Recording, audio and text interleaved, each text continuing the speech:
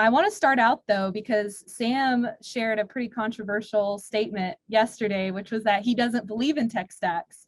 So I'll start there, but then we can get into some of the specific questions about the tech stack. Sam. This is gonna be so much fun as Molly's drinking from her beautiful Outreach mug. Shout out Outreach. Outreach is amazing. We use it here as I'm about to decry every single tool. Sam, can I use a prop to demonstrate my point? Absolutely. Does anyone recognize, oh, you can't really see it. Does anyone recognize what, I'm gonna turn off my background. Recognize what this is? It's a hammer. Is it a hammer? It's a hammer. Oh my God, it's a hammer. Okay, what are the two, a hammer, thank you, Liz. What are the two main ways to use a hammer? I've never picked up a hammer in my life. Oh, Molly, we are gonna do like home improvement London, and when you move next, I'm gonna come out, I'm gonna bring champagne and Kool-Aid, and we're gonna have Sam, get back to the hammer metaphor. I can use a hammer like this to hammer in a nail, use a hammer like this to pull out the nail, right? But why can't I use a hammer like this? Why can't I use a hammer like this? Why can't I use a hammer like this? Right? Think about it. This is such a simple tool that even though Molly's used it, she can recognize it. Look how simple of a tool this is. And I can use this incorrectly so many different ways. And now think about all the amazing tools that we're going to be talking about very shortly, like Cognism and Outreach. Definitely check both of those out afterwards. And think about how complex those tools are. And they're not a hammer. And I could spend 30 minutes talking to you about how I could incorrectly use a hammer. Well, I could spend an entire year showing you how to incorrectly use Outreach and Cognism. And I think a mistake a lot of organizations make is they spend so much time focusing on the tools.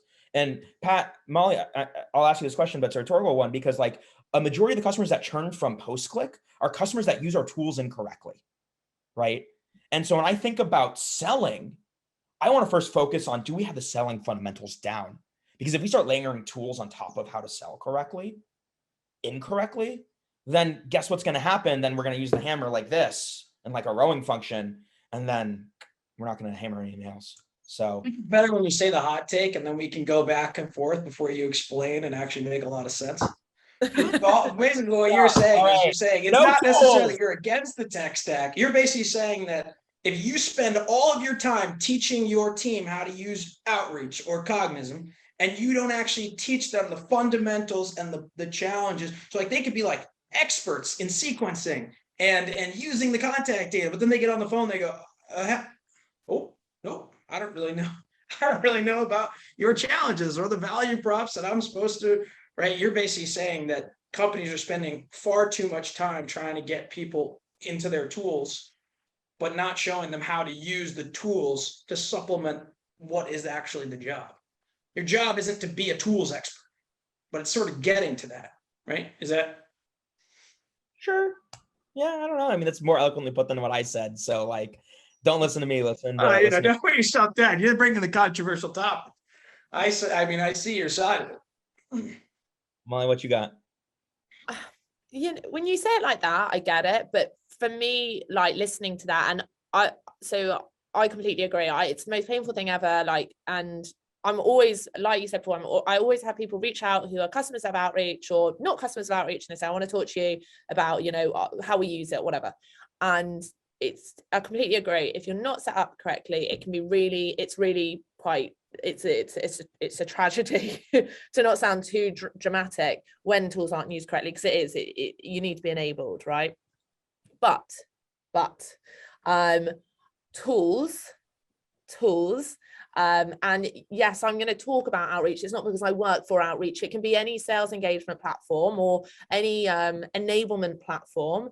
These platforms are there to ensure that when you are onboarding your team, you're onboarding them with the best practices, right? So the reason why I know how to teach my SDRs what value propositions are appealing to our sales leaders is because I rely on the data and analytics from my tools, right? So don't get me wrong, if I was, you know, trying to teach them, am I trying to teach them from a gut? Obviously, this question depends on, have you got any SDRs? Are you starting from scratch? It depends on so many things. But, you know, I rely heavily on data and those reporting. And, you know, all this is great.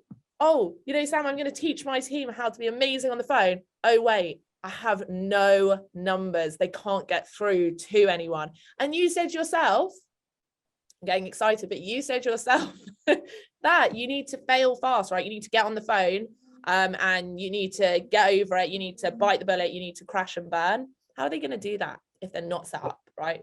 And that's where a lovely tool like Cognism comes in. With the right tools. With the right tools. So So- the other thing too, and I think that connecting back, I don't want to cut you off, connecting back to like this webinar, how to ramp and effectively onboard SDRs. I think there's also a tool stack that's outside of your traditional like SDR or maybe some overlap. But I think one of the most important things is having a place where they can go to be assigned like a course, right? So you think about like content syndication platforms like your Showpads, your iSpots, your Legos. We use something called How Now, but a place where you can assign them and be like, hey, instead of me spending all of my time, that's the other piece too. Part of scaling this SDR team effectively is making sure that you don't spend too much time doing things repetitively every single month. Like what can potentially be recorded and transcribed into a video? What are some really important skills, like defining the important skills, maybe having a quiz, but being able to assign all of that in a learning platform. And then I think something like that can allow your reps to listen to cold calls or listen to demos. So I can think about like Gong, okay, well, if you're going to have Gong, don't just have Gong and don't just teach people how to use Gong. Have a library of 50 calls that are assigned in your first 2 weeks that the SDRs are expected to listen to. And you'd be amazed at how much little you have to do by putting in that work to create that library and that ecosystem to allow these reps to be successful from day one. So I think the tech stack for learning, while there is some overlap, it's actually a bit different than what makes an SDR successful, like to go to market with, versus whereas you would use Cognism, Outreach, and tools like that. Whereas with the learning piece, and that's what this webinar is specifically for, I think being able to have that course created with that multi-threaded ecosystem of different, again, videos, calls, listening, your role plays, your call blocks, you have that in there too. But there are tech stacks that allow for this ramping to be much smoother and much more effective and timely. I just want to plus one something you said really quick, Pat, and that's around learning, and it's a really cool term I've learned. Agree with me? Yeah, just this once. I think I do a victory lap. It's this idea of asynchronous learning, right? And we use Loom for that all the time. Like I was jamming away last night doing some new inbound processes for my team. And I'm like, I don't want to call these guys at like 6 or 7 at night. What am I going to do? I'm going to just record myself doing this process and I'm going to drop it in a specific Slack channel. And then boom. One, I love it. I get to track. Sorry, I don't know if they're on this. They might be. I get to track whether or not they watch the video, right? Because you can always go back and be like, hey, do you watch the video? Do you do the training I told you to do? You can test them on it, but then you're like, okay, well, how much time am I spending testing it? Or I can just go to the video itself and see, oh, so-and-so watched the video. Great. Now I can know to test them on it. And if they haven't watched the video, hey, make sure you watch that video. And so the value of asynchronous learning, and like what Pat said, is like he has time to like go ahead and like curate this like library of Gong, so he doesn't sit there and like do 50 sales calls on his own with the team. And so you really want to think about, okay, how can your voice or your drive or your goal be shared with the team without you being present? I think that's going to be super crucial as you're scaling it up. So honestly, if you're thinking about hiring SDRs, document the shit out of everything you do right now. Over document, over record, always have record on. And then that's just like this treasure trove of information. And if you have the time, it takes Always have record on.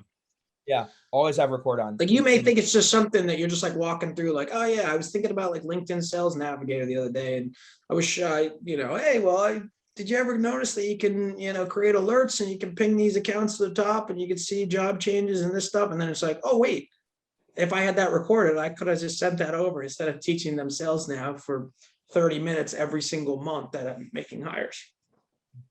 Document everything. Nice, Sam.